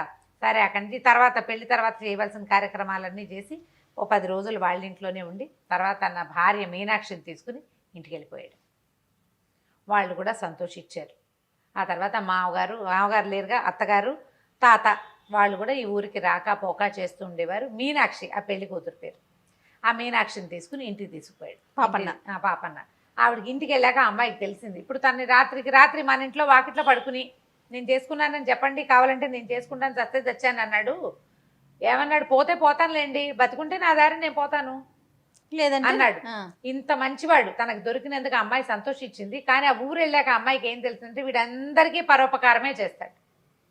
కానీ వాడి ఆ పరోపకార బుద్ధి తన జీవితాన్ని నిలబెట్టింది, సంతోషించింది, తనకు లైఫ్ ఇచ్చింది కదా అదే. అందుకని అక్కడి నుంచి ఆయన ఏ పరోపకారం చేసినా అమ్మాయి కాదనేది కాదు. సరిపోయింది. ఏమని చేసినా సరే, ఎవరి దగ్గరికి వెళ్ళినా ఎవరికి ఏమైనా ఇచ్చినా పోనీ పరోపకారార్థం ఇదని శరీరం అని ఆయన మొదలెట్టిన శ్లోకం వీడు పూర్తి చేసేది. అట్లా వాళ్ళిద్దరు ఇలసాటు లేని జంటలాగా హాయిగా చాలా కాలం పాటు ఉన్నారు. పాపన్న చదువు పేరుతోటి ఈ చిన్న సిరీస్. ఈయన పెళ్ళైపోయింది కదా, తర్వాత పాపన్న పెద్దవాడైపోయాక ఉండే కథలు, మళ్ళీ పరోపకారి పాపన్న కథలు పేరుతోటి ఇంకొక సిరీస్ వస్తుంది. ఇక్కడికి పరోపకారి పాపన్న చదువు సిరీస్ పూర్తయిపోయింది. మళ్ళీ తర్వాత ఆయన ఎట్లాంటివి చేశాడు అవి మళ్ళీ పెరిగినా కూడా ఇదే తంతారమ్మ గారు. అతని పద్ధతి అది, హెల్ప్ చేస్తాడు అంతే.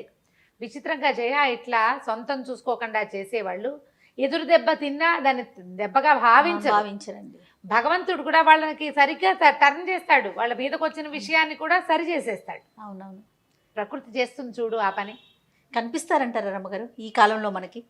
ఉన్నారంటారా? ఉన్నారు. తను మాలిన ధర్మం మొదలు చెడ్డ బేరం అని ముందే మానేస్తాం.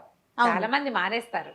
కానీ ఇప్పటికీ హెల్ప్ చేసేవాళ్ళు, ఇతరుల కష్ట నష్టాలని పట్టించుకునేవాళ్ళు వాళ్ళు లేకపోతే ఈ భూమి ఇలా ఉండేది కాదు, ఆకాశం పైన ఉండేది కాదు. ఉంటారు ఖచ్చితంగా. ఆకాశానికి పందిరి గుంజలు అవి లేకపోతే ప్రపంచం ఇట్లా నడవదు. ఎవరో ఒకళ్ళు ఇప్పుడు అందరికీ పరోపకారం కాకుండా కొందరికి చేసే వాళ్ళు ఉన్నా చాలుగా. ఒక విషయానికి చేసినా చాలు, అప్పట్లాగా కాకుండా. అప్పట్లాగా ఇప్పుడు ఈయన అన్నిటికీ పిడికి బియ్యానికి ఒకే మంత్రం కింద అన్నిటికీ పరోపకారం అయ్యింది. అవునవును. కొన్ని విషయాల్లో నేను నా ఉద్యోగం నేను చేసుకుంటాను, నా పని నేను చేసుకుంటాను, నా పనిలో ఇంకోటి భాగస్వామ్యం ఇవ్వను, కానీ నేను రోజుకో 100 రూపాయలు దానం చేస్తా అంటే కూడా పరోపకారమే. అలాంటి వాళ్ళు ఉన్నారు కాబట్టి ఇంకా భూమి నడుస్తోంది. అవునమ్మ, మొన్నటికి మొన్న కూడా మనం చూసాం చూడండి ఈ సిచ్యువేషన్ లో ఎంతంత హెల్ప్లు చేశారు జయ. అసలు తనను మించి చేసిన వాళ్ళు చాలా మంది రోజు అన్నం వండి పెట్టిన వాళ్ళు, దారిపోతున్న వాళ్ళకి ప్రతిరోజు బాక్సులు కట్టించి ఇచ్చిన వాళ్ళు, ఎక్కడెక్కడెక్కడి నుంచో డబ్బులు తెప్పించి అవును దానం చేసిన వాళ్ళు. అవును, ఈ దారిలో వీళ్ళకి ఆ డబ్బు అవసరం కాబట్టి వాళ్ళ దారిలోనే ప్రజలు నడిచెళ్తుంటే వాళ్ళకి డబ్బులు పంపించిన వాళ్ళు. పాత ఫ్రెండ్షిప్ని ఇంతకుముందు మనకి ఎప్పుడో సహాయం చేసిన ఆటో డ్రైవర్లకి సహాయం ఏం చేస్తారు ఆటో డ్రైవర్లు? అవును, వాళ్ళు మనతో ప్రయాణం చేస్తారు, వాళ్ళకి డబ్బులు ఇచ్చిన వాళ్ళు కూడా మనం ఎంతమందిని చూసాం. మరి వాళ్ళంతా ఉన్నారు కాబట్టి ఇవాళ రోజు ఇలా ఉంది.